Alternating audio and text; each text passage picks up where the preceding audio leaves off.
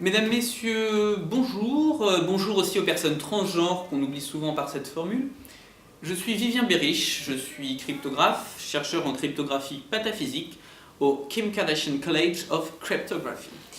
Je suis responsable de la recherche et développement au sein du Poisson Coin et je suis l'inventeur du protocole cryptographique ROT29 qui est un protocole cryptographique qui va bousculer le milieu scientifique, en particulier celui de la recherche dans les crypto-monnaies. Alors, pourquoi est-ce qu'on a développé le ROT29 ?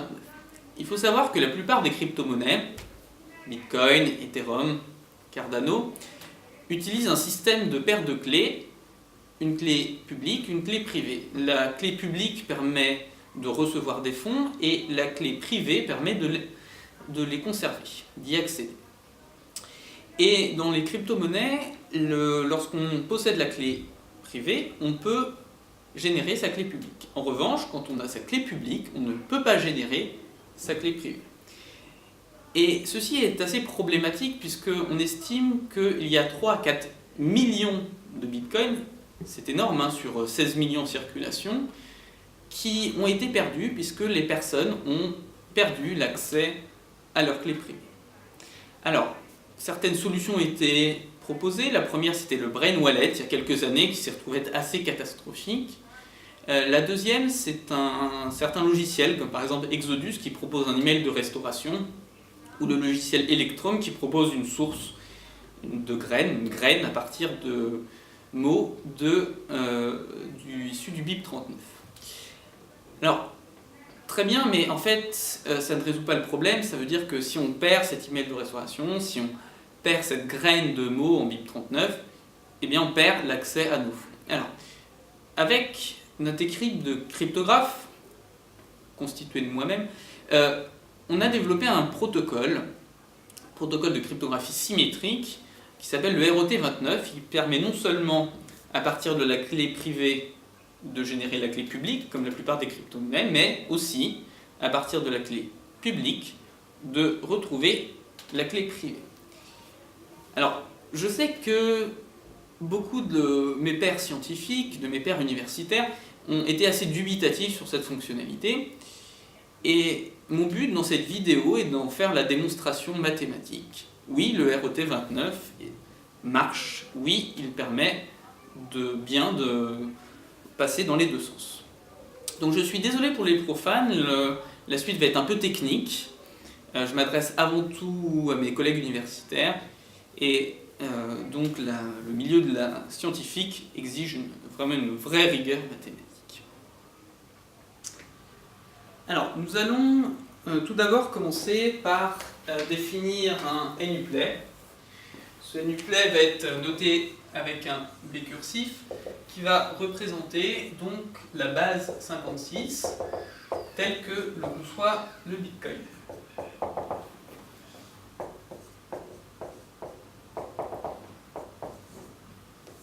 Alors, je vous laisse voir éventuellement sur internet pour l'ensemble des caractères. Alors, et on va définir une première fonction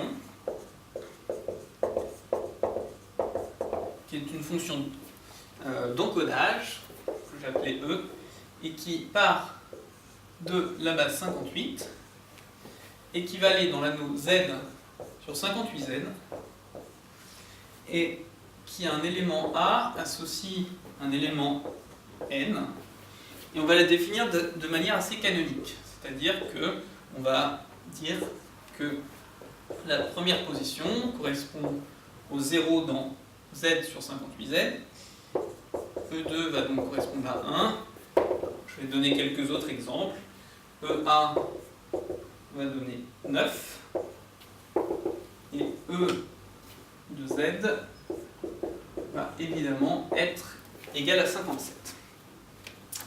Ensuite, on va définir une autre fonction qui est une fonction somme, et qui va aller de Z dans 58Z sur Z sur 58Z, et qui à tout élément n va associer un élément n auquel on ajoute 29. Donc je rappelle qu'on est dans des additions modulaires. Et on va démontrer un premier lemme, à savoir que S est une fonction involutive. Alors, démonstration. Soit n un élément quelconque dans Z sur 58Z,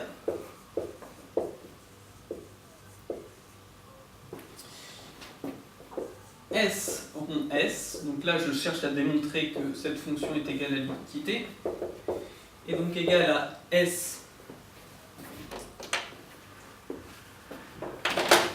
de n plus 29, et donc égale à n plus 29 plus 29, autrement dit 58, et c'est égal à n, tout simplement pour une raison assez simple, car 58 est congru à 0 modulo 58. Donc, on a S rond S qui est égal à l'identité, ce qui prouve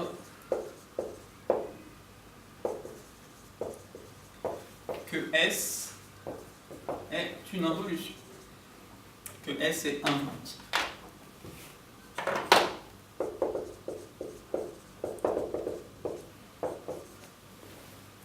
Alors, ce lemme étant démontré, on va maintenant introduire notre fonction ROT29. Alors, la fonction ROT29, qu'on va noter R,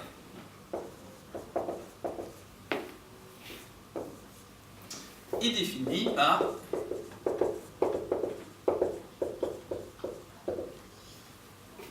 R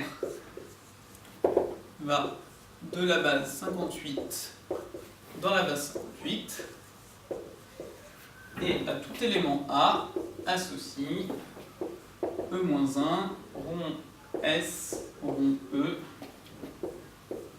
de A. E et S étant les fonctions qui ont été définies préalablement.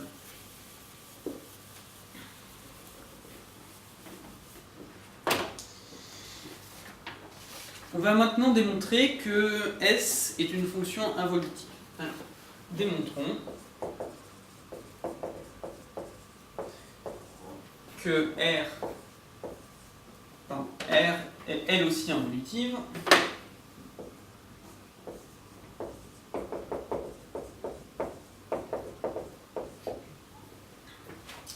Alors, R rond R est égal à E moins 1, rond S, rond E, rond E moins 1, rond S, rond E.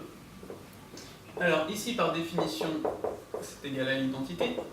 On a donc rond S qui est aussi égal à l'identité. Donc ça, c'est issu du lemme qu'on a prouvé juste auparavant, ce qui nous donne E-1 rond E, ce qui nous donne l'identité. R est involutive.